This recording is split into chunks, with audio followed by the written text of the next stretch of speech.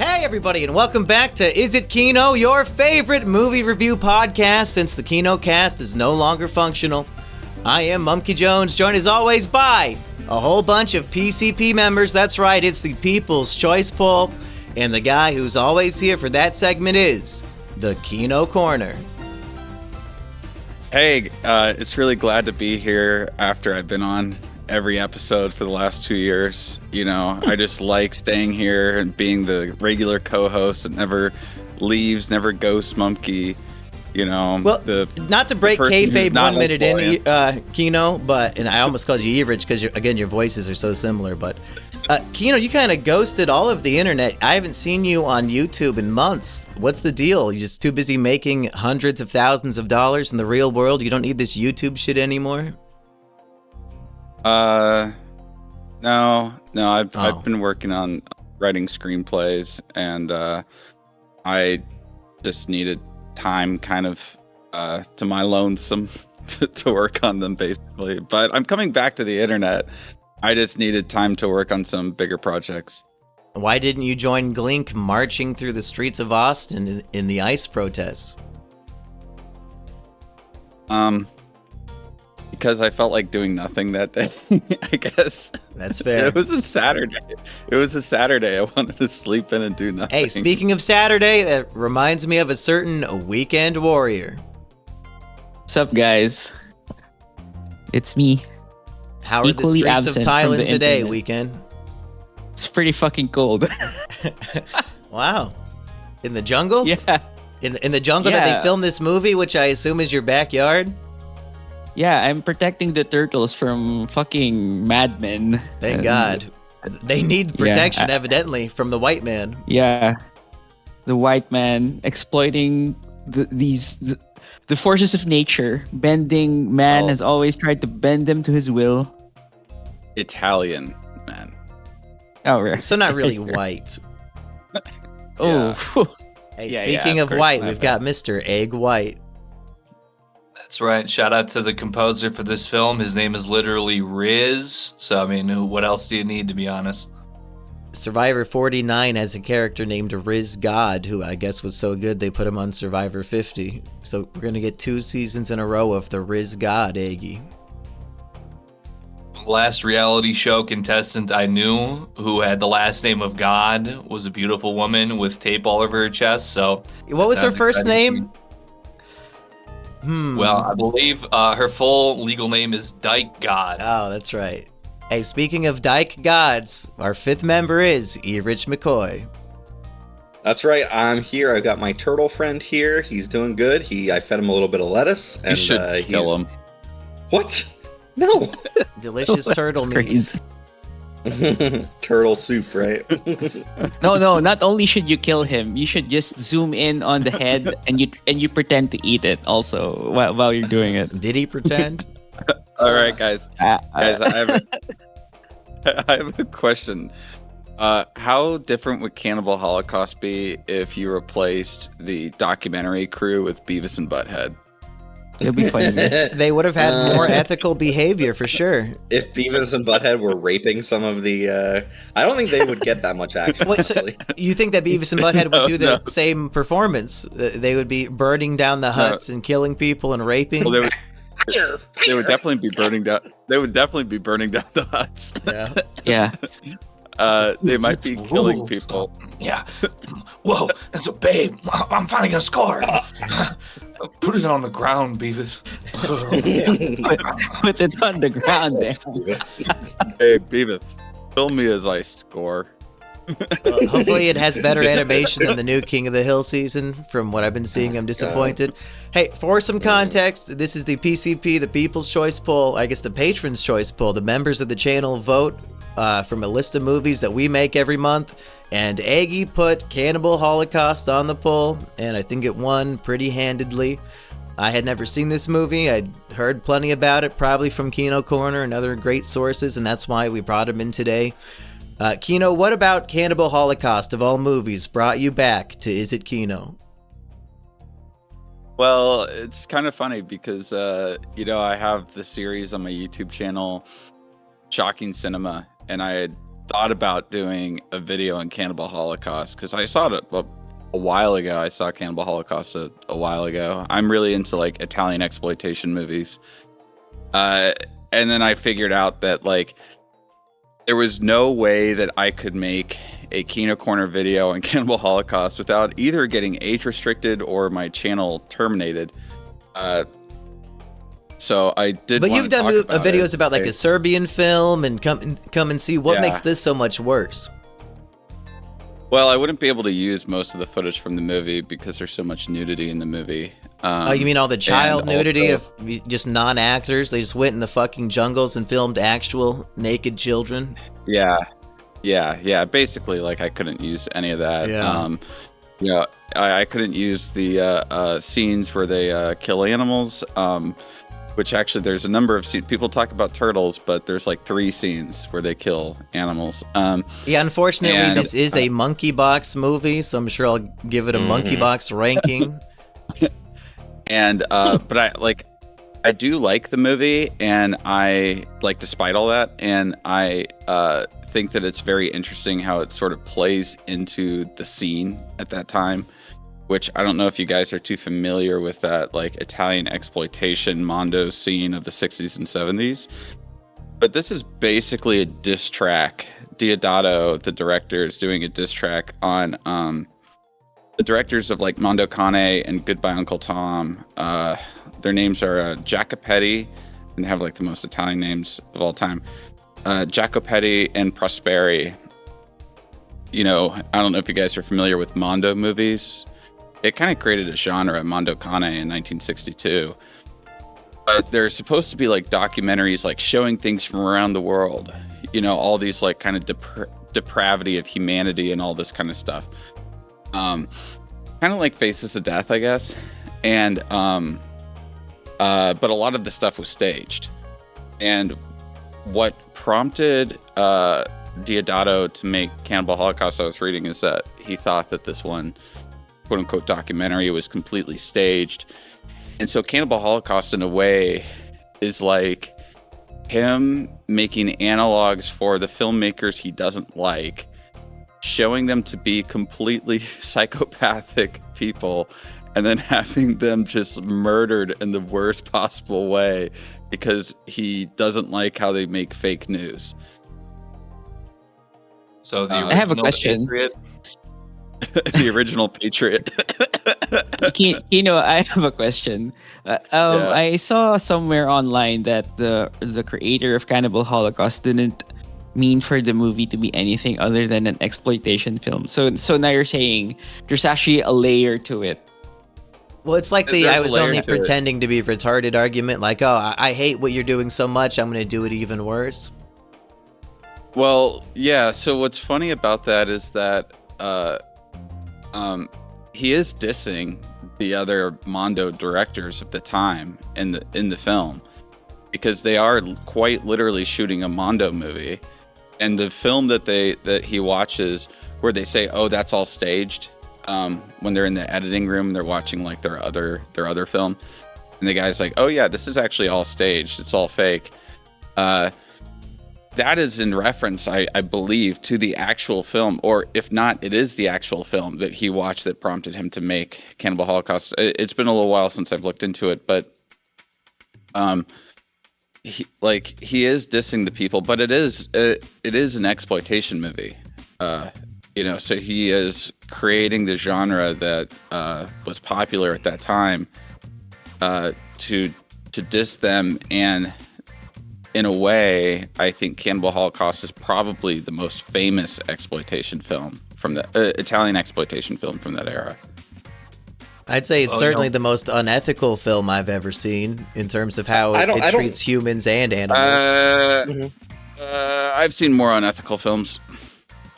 Well, I don't know. Let's hear the list. Put them on the PCP list. A political thought or a political men behind it. Yeah, it seems. I would argue that Men Behind the Sun is more unethical than Cannibal Holocaust. What were you getting at? What's that? I think he was just trolling when he said it was not political in any way. Like I think you can't make a movie like this and not have any kind of thought going in your head about all of these films. The thing is that all of those films, all those like Italian exploitation films, were political. A lot of them were like they were Italian leftists making it. They were making leftist statements, like kind of 1970s Italian leftist statements. They were all political. The people making them were very politically active. Saying that it wasn't political, that it was just exploitation is more, I think, is more of a troll. Okay. Yeah, that makes the most sense. Yeah, because at the last shot of the movie, I thought the guy was gonna look directly at the camera, and when he said those lines, right? So it's like, do you get what I'm saying yet? Spoiling the movie a little bit. One of my favorite things about Cannibal Holocaust, and maybe it's not Cannibal Holocaust, but if you think about it, it has the exact same ending as Jack and Jill. Jared Fogle shows up. No, they watch the thing on the on the screen. On the screen, and then they say, burn all of it. Yeah. It's almost the exact same. It's Al Pacino saying... Oh, the Dunkachino commercial? The Dunkachino commercial, yeah. So Jack and Jill is a homage to Cannibal Holocaust, is what you're saying. Yeah, Jack and Jill is Adam Sandler's Cannibal Holocaust. Makes sense. Yeah, the Bruce Jenner cameo comes pretty close. What was the other movie you said? Men Behind the Sun? What's Adam Sandler's version of that? Does he have any movie about Unit 731? Or just has a Japanese person? Is that like the My Lai Massacre? That's worse. The 731's worse. What'd they do? They performed experiments in China. Yeah. Oh. Yeah. What kind? What did we learn from these experiments? Something useful for humanity, I assume? Hey, God. my buddy owns the rights to Men Behind the Sun, so if you ever want to do a video on it, you don't have to worry about copyright. That was my main worry about making that video. Yeah. No, what were these not experiments? YouTube. I'm not trolling here. What was it?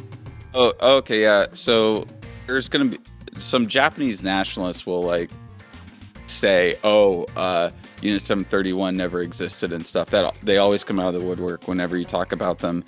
But they were essentially in World War II trying to create a plague that would infect essentially every ethnicity but Japanese people. Whoa! They wanted to make a plague bomb, so they were testing with all these viruses on people, but they were also doing other experiments like how long would it take for somebody to freeze to death? Mm-hmm. How far away would you have to be from a bomb to survive it? And they would literally put people up on like poles and then and then explode grenades or bombs or something, people on poles at different distances to see what would happen. They put people in pressurization chambers to see like what pressure would kill somebody. They did all sorts of stuff. So stuff that is useful for humanity, but maybe just use a crash test dummy next time. Yeah, maybe just use crash test dummies, but they were using real people. They were using Chinese people from Manchuria, and I believe some like Russian POWs. Is that where China got the idea for the COVID-19 lab that will only affect non-Chinese people? Yeah, but you know what the best They part did a about really Unit bad job of that, 731 though. Well, Yeah, it broke out in bad Hong job, Kong, by and the that's way. not part of China. The best part about Unit 731 is that the guys behind it pretty much got away with it. The best thing? They- I heard from a very reliable source that it never happened, so that's probably why they got away with it. 'Cause Well- it was fan fiction. Well, they like burned down the facility, and then I believe that the Soviet Union wanted to prosecute.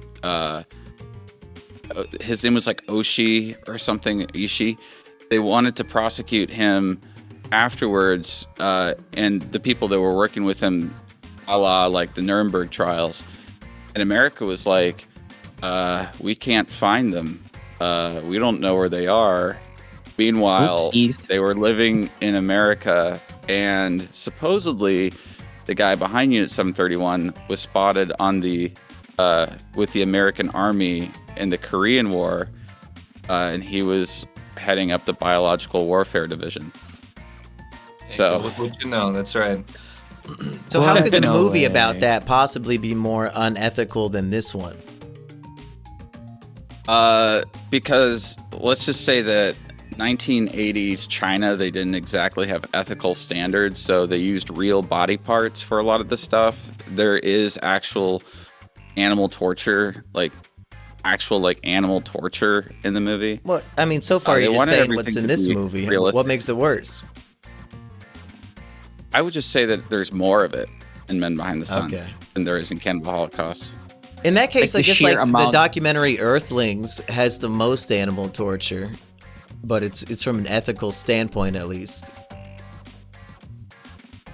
Is it like animals killing other animals? No, it's like secret cameras into the factories to see what's really happening to our food.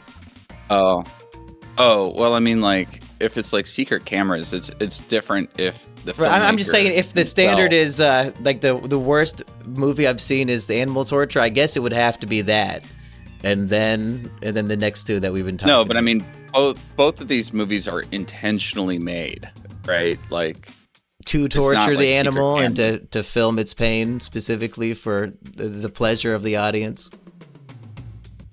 yeah. Yeah, as opposed to that delicious steak I'll have, the pain of the cow is worth it. That's No, right. Right. I would say, not to play cannibal's advocate here, I can't put myself in the shoes of Diodato when he was out there in the Amazon, but I mean, they were really out there in the Amazon for weeks in torturous conditions themselves.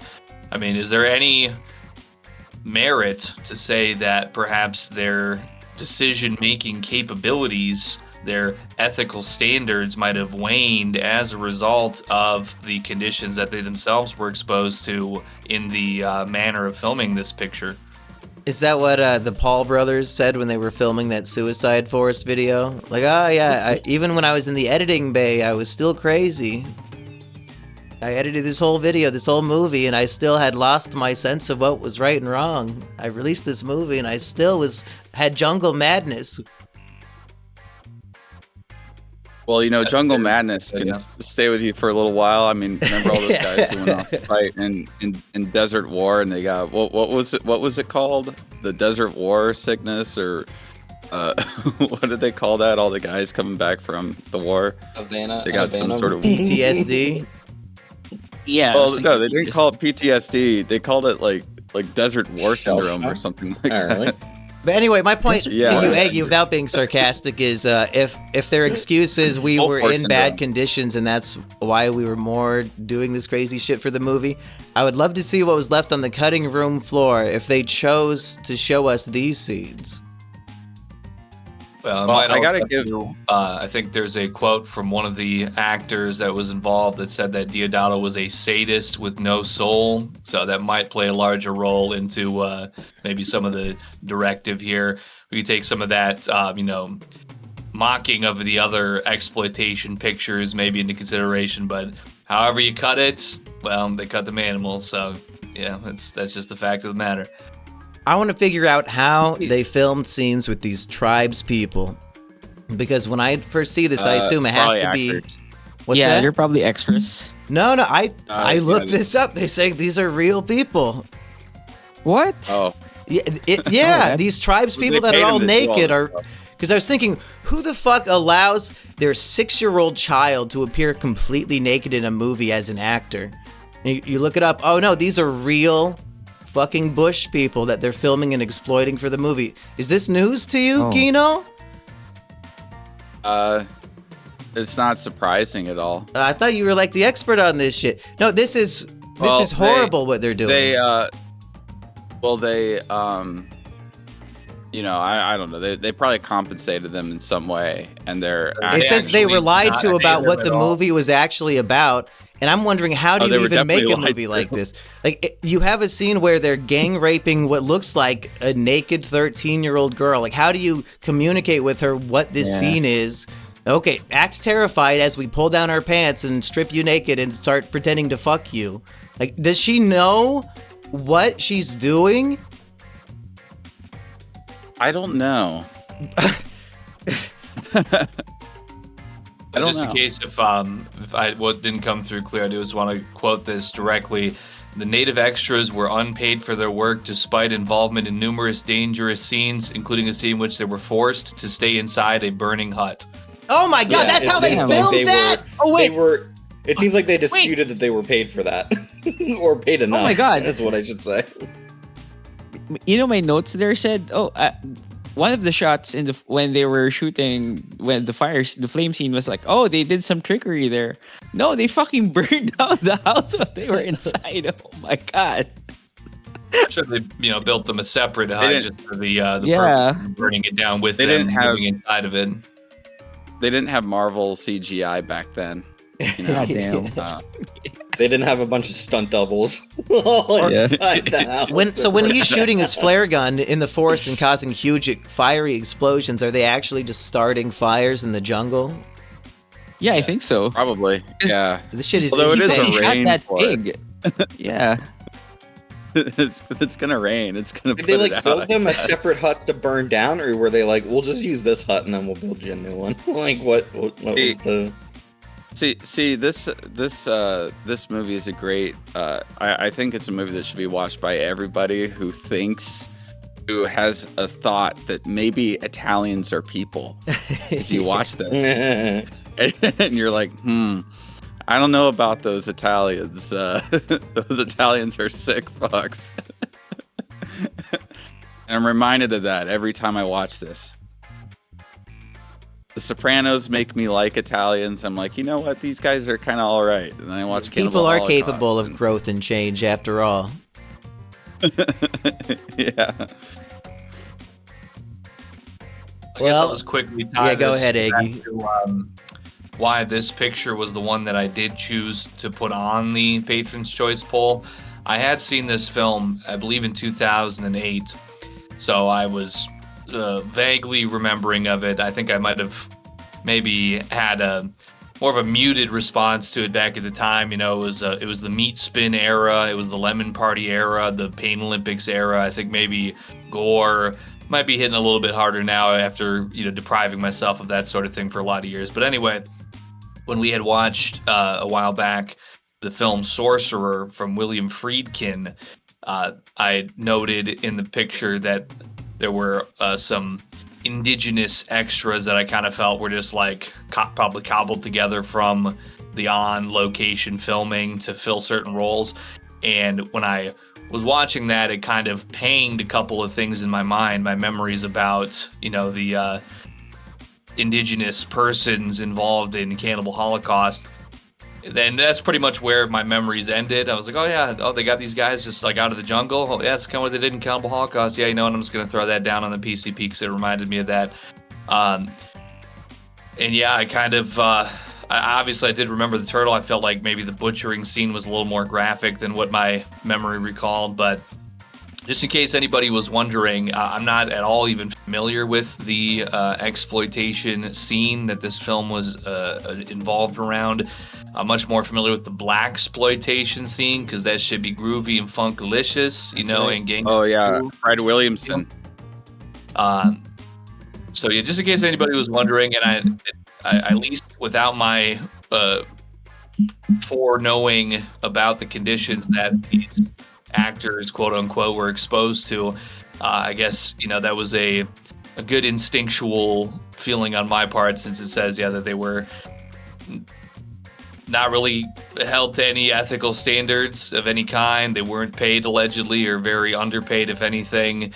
And they were basically just picking them up out of the trees and making them do whatever for a scene, and then letting them run off. The tree people versus the swamp people. That's right. Oh, it's literal. You know what I find interesting though about Cannibal Holocaust is, it really was the movie that sparked a debate about ethics in movies, because other movies around that time had like real animal deaths. So there's actually quite a few like Soviet movies that I've seen that have shown real animal deaths. Like they loved tripping horses for real. Andrei Rublev does show a horse getting killed in it. but this kind of like pushed the limit so far that it really sparked a whole debate, not just in culture but also in law, because the filmmakers were arrested after showing the film for obscenity, and you know, and then the movie was banned in a bunch of countries. I think it got re-released in some of these countries like a few years later, but it really, like, I think that after that people just saw like you don't see that kind of stuff happening, especially in European or American cinema, because I'm not going to say Asian cinema, because it was I've seen movies released after Cannibal Holocaust from China that definitely still had that stuff in it, but it did spark that debate. But what I really like about Cannibal Holocaust is the structure of it, how it's structured at first like almost like a PBS documentary. It's, you know, you're watching this professor go and talk about these filmmakers and everything, and then he like goes down to the jungle, and it's shot more like an ethnography film. There is like some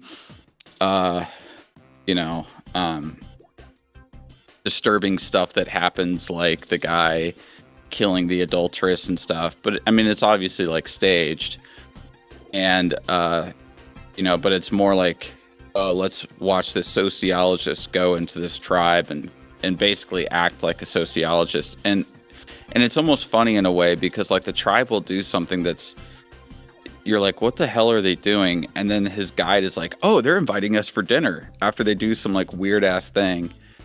And and then he goes back to New York, and then there's like the whole him like having talks with people in New York, other professors, the film editors and everything. And then it goes into, oh, let's watch what we have in these film cans. And Cannibal Holocaust often is sort of seen as like the grandfather of the found footage film, because it's structured as a found footage movie, but the first half of the movie really is about the main character, the professor, finding the footage, but then the question comes up, and I think it's a very good question, is this like, yeah, the documentary film crew is supposed to be, they're supposed to be complete monsters. It's the whole thing of like, oh, you think they went to this tribe and the tribe were cannibals and they just ate them, right? But it turns out that the documentary crew were complete monsters. And they loved filming their crimes against humanity just to have it. Yeah. But wouldn't there be a way to like portray a documentary crew as complete monsters without the filmmakers behind the movie, behind Cannibal Holocaust, also acting like monsters? Like, I think that you can simulate horrible things instead of just filming yourselves actually doing it. Yeah, exactly. So like at the same time, the critiques of it become hypocritical, and in fact, it might even be that Deodato became worse than the people he was critiquing. By far, he would have to be. And because he knows better. In his critique of the people, he becomes what he hates. It's an interesting sort of glimpse into the human condition, I think. But it did spark a lot of debate about ethics in filmmaking, which I think in the long term led to better filmmaking practices, even though it's unfortunate what happened in this movie. But it also began the found footage genre, and out of that found footage genre, we have like one or two good movies. Yeah, so it's amounted to nothing. I guess even if this is Blair Witch Project. if this is the original found footage, then I guess the hallmark issues of the genre have been there from the beginning. Like at the end, when the dude is just standing there, basically calmly filming his girlfriend be eaten by savages, and then he's patiently waiting for it to happen to him, and then the camera perfectly falls to show his face as he's killed. Like, okay, I guess it's always been stupid bullshit that makes no sense. Like, why would this footage even exist? Okay. They shouldn't still be filming this. Look, I'm gonna be like I'm gonna be a total nitpicker of this, right?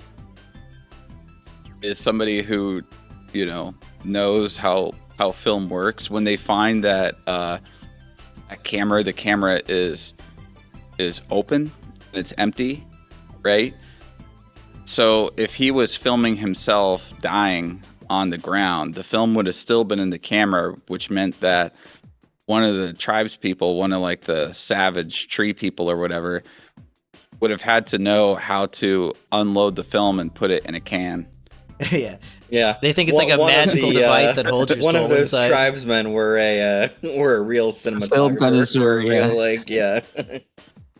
But, like, let's think about it like this. They might be, so they're like ritualistic cannibals, right? Uh-huh. The thing is that they cannibalize people in more of a ritualistic manner, which still happens in some tribes around the world.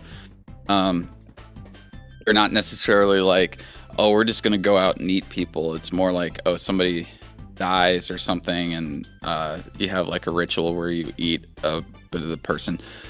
But the filmmakers were like spiritual or psychological cannibals in a way. They were cannibalizing the cannibals.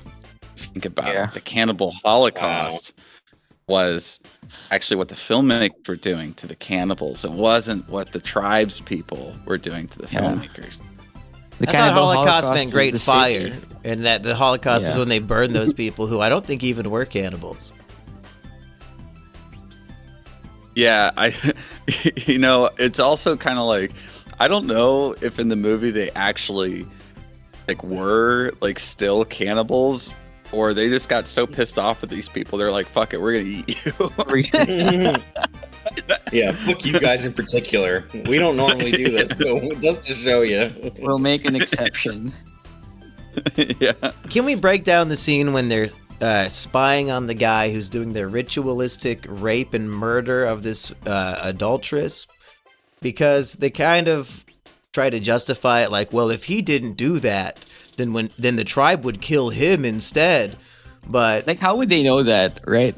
Well, the thing is, thought. This dude, you just go back and be like, I did it, don't worry. Well, as far as this guy knows, nobody can see what he's doing, and he goes through with the brutal giant rock rape insertion. You could just stab her in the throat, but it seems like he's enjoying all the torturous rape parts of it that nobody would have any proof of.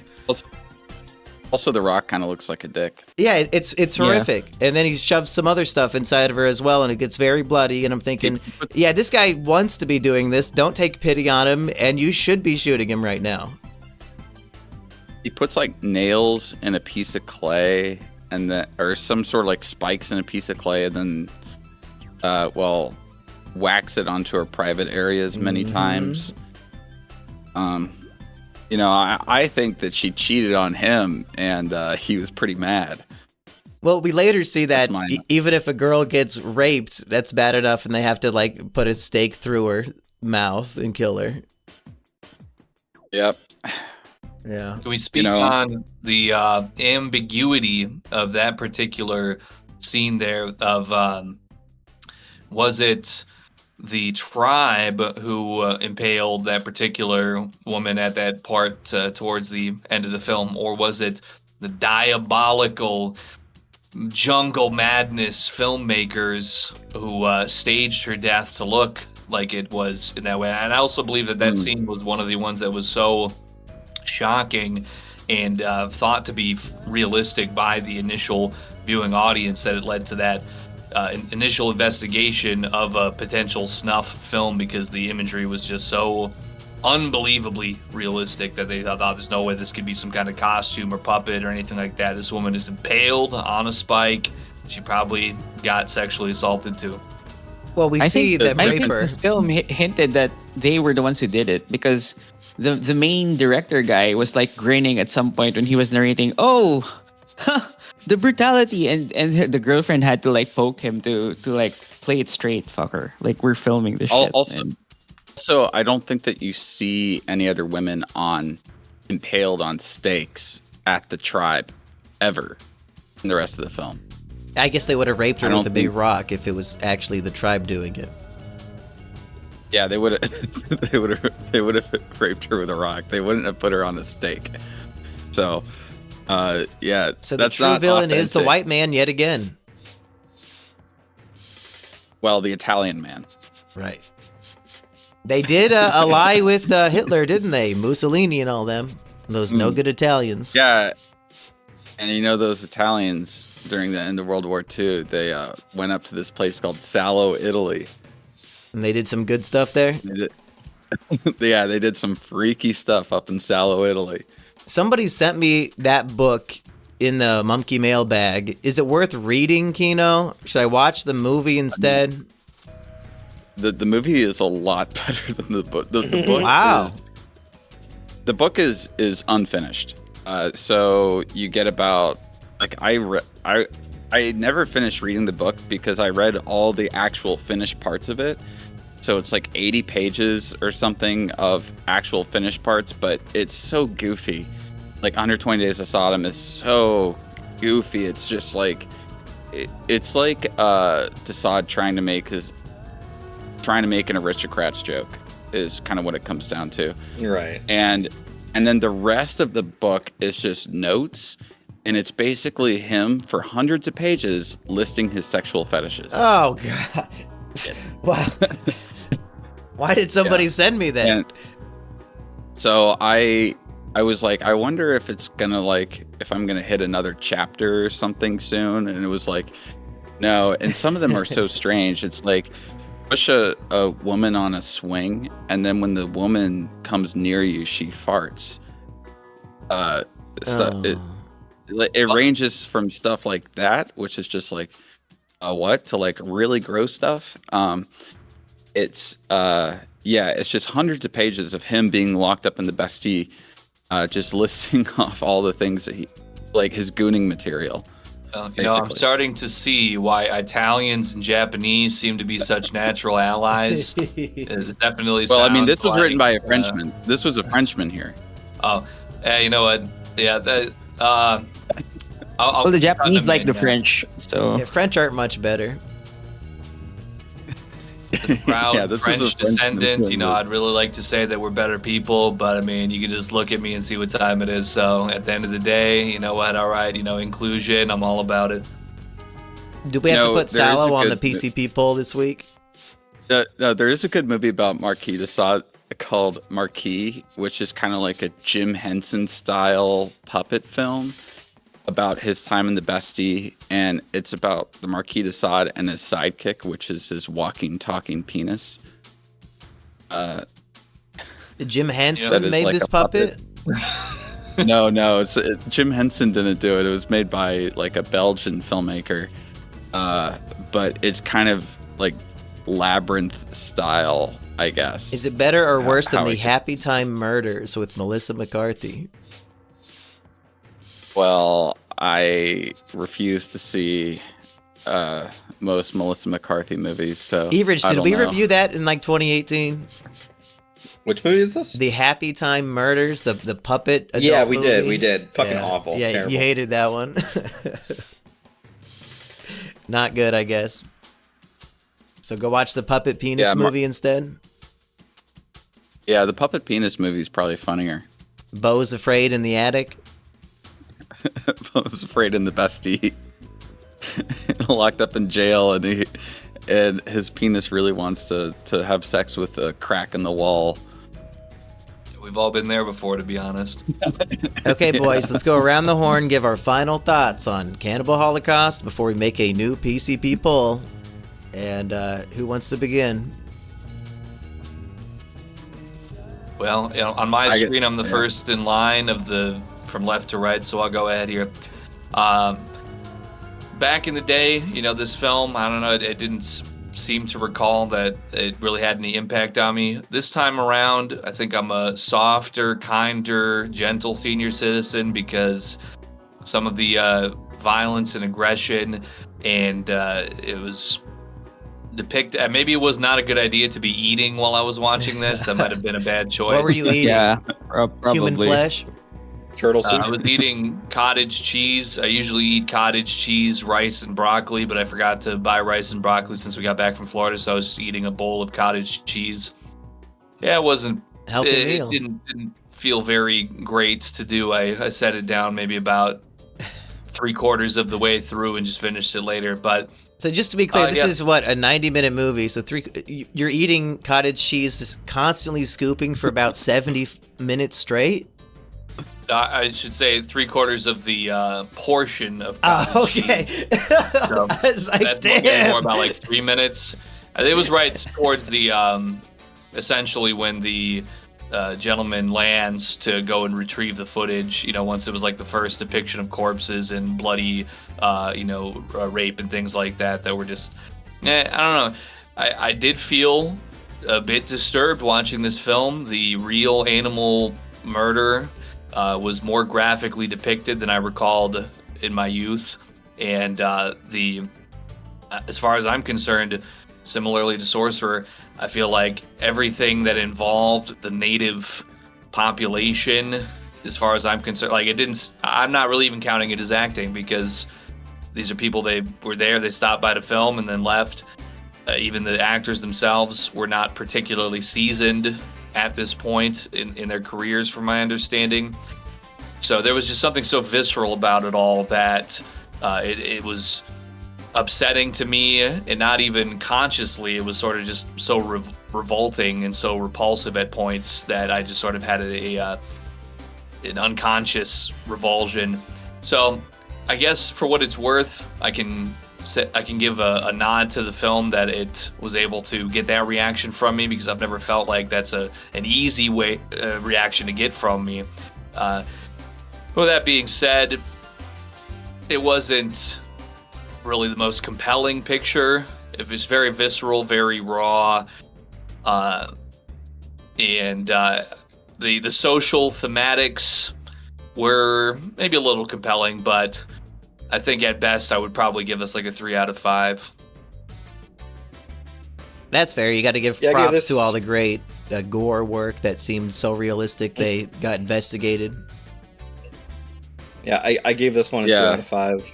It's not without some value, but I don't know that a lot of what it's attempting to do meets up with the just rank violence of killing animals the way they do. So it was a different I'm not sure time. if the point about how documentarians become as bad or worse than their subjects is worth that turtle dying in that way they did. There's a bizarre scene that sticks out to me where the balding professor main guy, he says, I need to be like them. I'm going to get all naked, and he's standing naked in the pond or the river. And then 5 naked girls who I'm not good at ages, but I assume at the oldest they're 19. More likely this is some pornography shit, some child porn. 'Cause they walk in and they're playing with his cock, dancing around him. Everybody's naked. They're grabbing his penis, and I'm like, what in how? Why would they film this? Why would they put this in a movie? Who are these women? How old are they? It's beyond excuse in terms of art, in my opinion. Yeah. Yeah, Frank Murdoch would have never done that. He would be much more conscious. And then I look up this actor who's doing this scene with who knows how old these girls are grabbing his cock on camera, but he's in the Spider-Man movie. Raimi put him in Spider-Man. What? I get maybe it's a small cameo role, but yeah, he's listed as being an actor in Spider-Man 1. Yeah, and the guy who currently owns the rights to Cannibal Holocaust and the Blu-ray release was the editor of Sam Raimi's Spider-Man. So I heard there's a lot of Spider-Man connections with Raimi Cannibal just Holocaust. loves sicko shit. Well, I don't know if you can confirm this, Kino, because I read somewhere that the director or the creator of Cannibal Holocaust said that this made money in like DVD sales and re-releases. Oh, yeah. Can you confirm that? Oh yeah, okay. Oh yeah, I bet. I mean, like, this was like the prime time. I mean, like, because this released in 1980, which was the beginning of the whole home video craze, right? And just with a name like that, and exploitation movies were really, really big back then. Way bigger then than they are now. And yeah, all those movies made lots of money. I mean, one of the ideas behind exploitation movies was the fact that you would shoot these movies cheaply and then they would make lots of money. You would have sex and violence and things that people wouldn't get in like mainstream cinema. And you probably wouldn't show in a whole lot of theaters.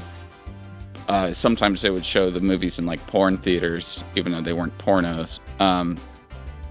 Sometimes they did have like hardcore porn. Maybe as an aside here, the man who plays Harold Monroe and also then later has the Spider-Man credit also has 230 pornographic acting credits. Holy shit! Yeah, oh hell yeah! Yeah. They cast porn actors in exploitation. They hired a films. porn star. Said, "Hey, you're gonna get naked in the jungle, and these jungle children are gonna come play with your cock." Like that makes it even worse that they hired a porn star. It's gonna be so different from your original job. Yeah, Hey, but he's like one of the best acted guys in the film, though. Yeah, that is having shocking. said that, he's He a had man the of many gravitas. talents, right? I could see him being like 70s Spielberg era type of movie. Yeah, he does have that. He does have the look of like someone who could have been in Duel. Yeah. Like, he kind of looks like the guy from Duel. Yes, he does. Yeah. Actually, yeah. Weekend. What were your final thoughts? Well, I'm thinking of what Kino said about how the Deodato becomes the monster. This is kind of like Cuties, where could you not talk about the thing without? Could you not talk about or comment on child exploitation or exploitation without doing the thing? Right. And he becomes the monster. Like he tries to spin it at the end, like maybe we are the cannibals or whatever the fuck. But he is so knee deep in blood by that point. Like it's kind of like hypocritical. So it's a fascinating movie, but I don't want to recommend people watching it. I think a 2 out of 5 is. I agree with that rating. So yeah. I mean, I think it's an iconic movie for all the reasons that people hate it. And the reasons that even I have issues with it, right? Because I think that as filmmakers, it's something to watch to be like, because often there's an idea in filmmaking where it's like, you got to do everything you can do to get the shot, to get the scene. And it's a reminder of like how far people can go if they go into a film without regard to ethics, where everything is about just getting the shot that you want, not regarding the people or the animals that you're affecting. And I think that I think that really what it stands now as, other than just being a shock film that college kids will watch to get shocked or whatever. It's a cautionary tale, I think, for all future filmmakers about essentially like what not to do when making a movie.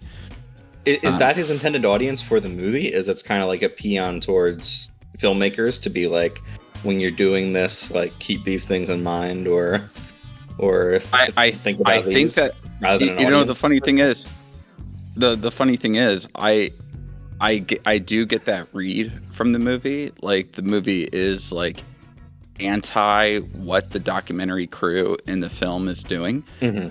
Mm-hmm. But it then stands as hypocritical because he's doing the same. He's doing all the same things. Right. Yeah, they have a Don't be scene like of me, like people says. in a movie theater looking disgusted at the footage that the movie itself shot. Yeah, exactly. And they're like, burn all the tapes. But it's, Yeah, it's But you shot it, motherfucker. Yeah. So yeah, he filmed it. So in terms Yeah. of being an ethical lesson in filmmaking, Everich, would it be safe to say The Rehearsal Season 1 by Nathan Fielder is the actual spiritual successor to Cannibal Holocaust? Yeah, in a way, for sure. It's very much ruminating on how far you're willing to go, just for whatever product you're creating and how it can affect the lives of the people who are making it. It's pretty cool. Yeah, so I'd Yeah, say but I'd the recommend difference- that the over dif- this movie for anybody who wants to get that flavor. The difference is that Nathan Fielder saved 150 lives in the miracle over Right. the Mojave. Yes. 150 souls saved. Yeah, on the miracle on the Mojave.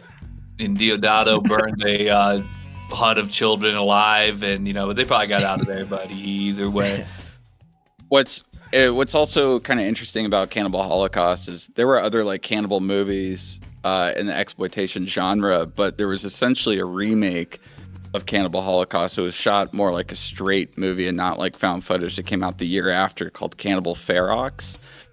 And they didn't take the lesson from Cannibal Holocaust, and they actually did kill like a wild boar in that movie. God damn it. Jesus Christ. And then Cannibal Ferox is what was remade by Eli Roth as the Green Inferno. Oh. Right. That I did know. Oh. The name of this People movie think that was it's what? people think that it's Cannibal Holocaust that he's remaking, but it was Cannibal Ferox. And Cannibal Ferox is, according to IMDb trivia, G.G. Allen's favorite gore movie. I don't know if you guys know who G.G. Allen is. The punk rocker. Good game, Alan. Yeah, well, he was very famous, very controversial punk rock star. So.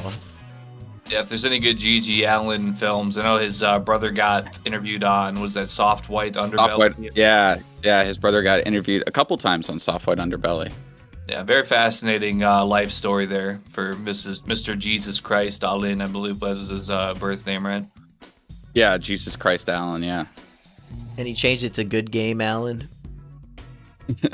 Well, it's because his brother, who's interviewed on Soft White Underbelly when he was a little kid, would call him GG because he couldn't say JC, so he would say GG, and then he just went by GG for the rest of his life. Okay, Everich needs to go do some stuff before we record One Piece, so let's put some stuff on the PCP poll. And Kino, I don't know if you'll be here for the next one, but I'll let you put something on anyway. Let's put up a Marquis. Marquis, what is that? The Marquis de Sade movie where his sidekick is his dick. Oh, okay. Yeah, okay. Yeah, I'm sure that'll get 51% of the votes, I hope. Weekend, what do you have in mind? Can we watch something good like Blade Runner, please, chat? Can we watch something good? The original or Ryan Gosling? Yeah, the original. Making it better. The original's better than the Ryan original. Gosling. Yeah, We might have a debate. Okay. I'm with the OG. Yeah. Aggie, what about you?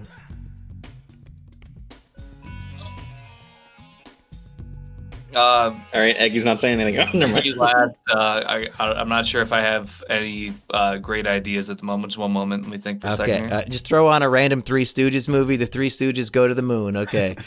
Oh, actually, Hell yeah. I don't know if the Three Stooges and Scooby-Doo crossover was its own movie, but It is. It's called Scooby-Doo Meets the Boo Brothers. All right, Scooby-Doo meets the Boo Brothers. That's the kind of palate cleanser we need, I think, after Cannibal Holocaust. That's my rationale. I'm going in. I had to watch a few episodes of Family Guy after Cannibal Holocaust to have a palate cleanser. I needed some old-fashioned values for a little bit. Lately, Family Guy has more gore in it than this entire movie. No, I was watching the earlier seasons. Oh, good. Everich, what about you? I'm going to put on Caligula, and I don't know if the ultimate cut is like available. Oh, It's so funny that that Weekend was cut, like. Okay, the new cut is available, but the question is, are we going to have to watch both the old Penthouse or whatever it was cut, the porn company's cut, plus Yeah. the new cut? Or are we going to can I just watch the new just cut? choose one?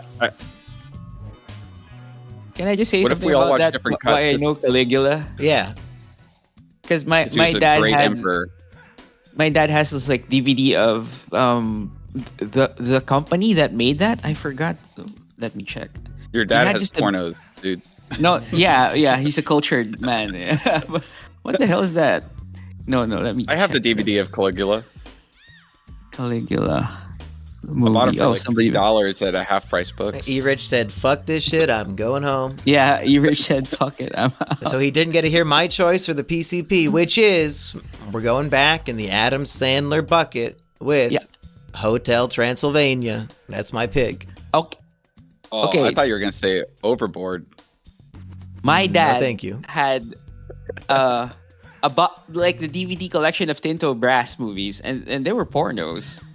And I saw yeah. and one of the movies, like, I was just watching them. It's like, oh, Caligula, let's look at this. And oh, what the fuck is this shit?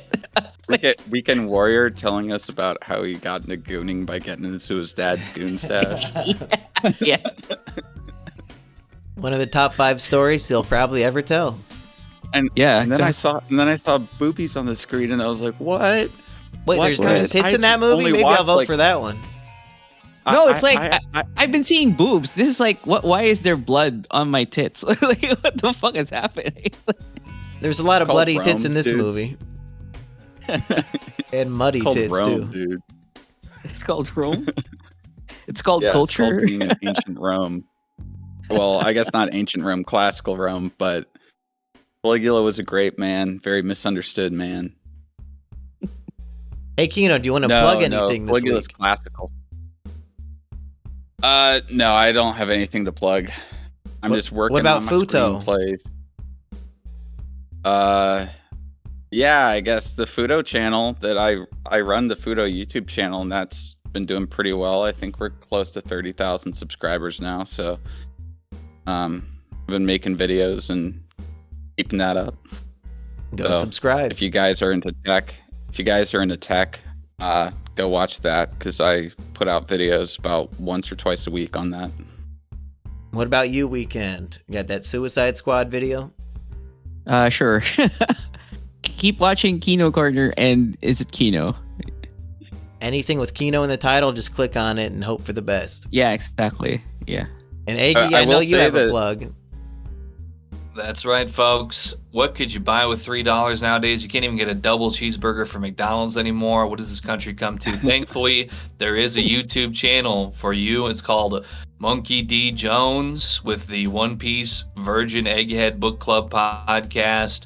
For just $3 a month, you can get early access to every single episode weeks in advance. I tell you, weeks. And you know what? Your money's going to a good place, because I think me and Monkey, Jimmy, I think we are wanting to go to the oceanic portion of this planet at some point, and it's only about $1,300 a piece. So, you know what?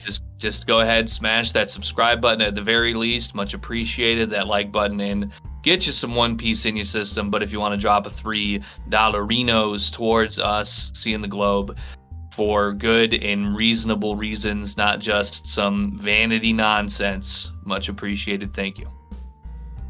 I will say that with the script I'm writing, I'm done with the first draft, and I'm almost done with the second draft, and I sent the first draft about a month ago to Charles Carroll, because I wrote one of the characters for him, and his response to it was that he thinks I'm crazier than he is, and he thinks that that's a it's good sign. Insane. Yeah, which I took as a very good sign. Is Aggie going to be in this movie? Yeah, I got a character for Eggy in there. Good. As I'm going to boycott it unless as Aggie's like in it. as a wigger drug dealer. So he doesn't even have to act. That's right. No, he doesn't even have to act.